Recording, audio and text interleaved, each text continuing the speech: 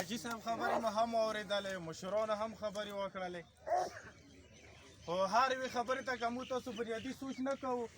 او د سړي خبرو ته ونه کړو سره دا خبرې سنجیده دي او سنجیده یې موږ تاسو نه خلو، نو د حاجي صاحب خبره یا د دې خبره یا د مو خبره یا د مولوي صاحب خبره هېڅ اهمیت نه لري. خو دې ته تاسو سوچ وکړو چې کله هم د قومي یا اجتماعي شی راشي هغه کې بیا موږ تاسو اختلافاتو ته ځو، بیا هغه کې موږ تاسو دې ته هڅو چې دا سمل دی او دا ګوړی دی، بیا دې ته هڅو،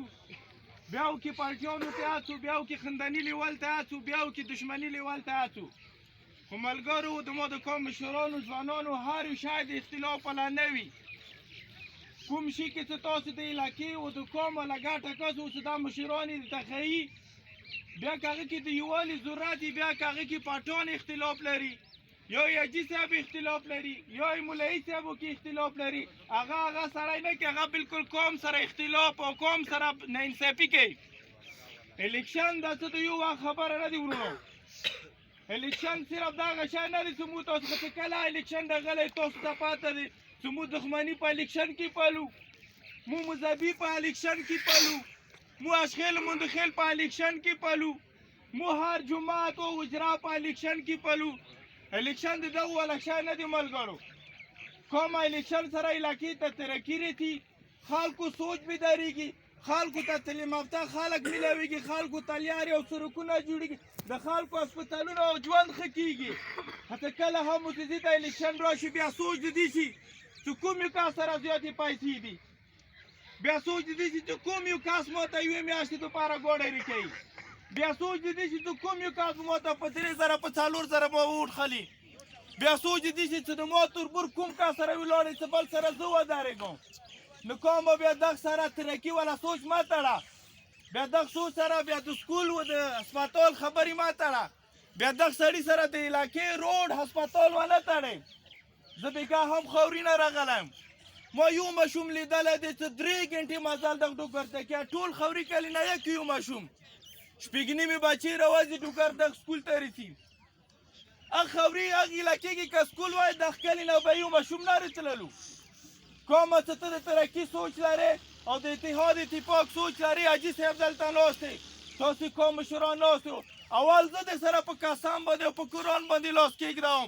چې د علاقې او د علاقې خلکو نه او د علاقې سوچ نه علاوه په کومې کې د علاقې ګټه وي، په کومې کې د کورمې ګټه وي، په کومې کې د خلکو ګټه وي، زه یا د مو خلک به هېڅ کله په هغه کې دویمه نه کوو. خو موږ دغه سوچ بېله مولوي صاحب ته وایو چې تیاره واخله، مو مشرانو ته وایو چې تیاره واخله، مو ځوانانو ته وایو تیاره واخله، مو اشخیل مندخیل ته وایو تیاره واخله، مو مستخیل دلمیرزي ته وایو تیاره واخله، مو بنګه خوتیزي ته وایو تیاره واخله، مو څومکري الشیرزي ته وایو تیاره واخله، او ته څومره هم برباد یو هغه هم مو برباد یو او د شروعات او سوچ هم مو نه شټېږي. خو تاسو ټولو ته وایم چې آیا تاسو بیا هم تیار یو 2000 دپاره 3000 دپاره څه به کېږي په 2000 په 3000 باندې سادې ته چې صرف خپل مریض بوځي 100 روپۍ ورسره څي، صرف څه هوټل ته نه ځي. خو دا خبره ډېره باده دی چې مسوځای سړی، څومکنی سړی، له شیرزار سړی په روپۍ ووټ خرڅوي، دا ډېره مشکله دی. زه درته قسم سره یم چې صرف سوچ بدلول ضروري دي. حاجي صاحب درته ویلو که چېرې قوم په اتفاق نه رسي چې د کوم خلک کوټونو ته ولاړ دي، چې د کوم امیدواران دي 28 کسان ولاړ دي، دې کې به ډېر کم خلک پدې کېږي. دغې مدرسې کې د ورته پروګرام کېږدولی شي، پټان د راشي او دسته سره حاجي صاحب د راشي، بابا د راشي، کاکا د راشي، لالا د راشي، په دغه جومات کې لاس کېږدئ چې په دغه قرآن به زموږ قسم وي چې نه به ووټ خلم، نه به ووټ نه روپۍ ورکړم او نه به د دغو خلکو ضمیرونو سره د دغو خلکو سره زه غداري کړم، نه د هر یو سړي به دلته بیا پاته ولګېږي. نو تاسو ته مو وایو که اتفاق کې برکات وي نن دا موقع دی او دا یوه ښایسته موقع دی. او مو علماو ته وایو حاجي صاحب هم ناست دی چې که چېرې قومونه اتفاق نه کوي کوم خلک ولاړ دي داخل لږ یو که نه 8 به یا به 4 به یا به 11 یا به 28 وي، دا کسان دلته جومات غاړې ته راوغړه چې دا خلک به دا کسان کوي چې موږ به ووټ په پیسې نه خلو، څوک چې چا ته ووټ شي خدای دې وکړي هغه ته وچې کم از کم به د تا او د هغې احسان په یو بل باندې نه. د خلکو علاقې د بدلونې همدغه وخت دی همیشه دوپاره به مو تاسو ته موقع نه میلاویږي خدای دې وکړي چې مو تاسو ټول اتحاد او اتفاق نصیب شي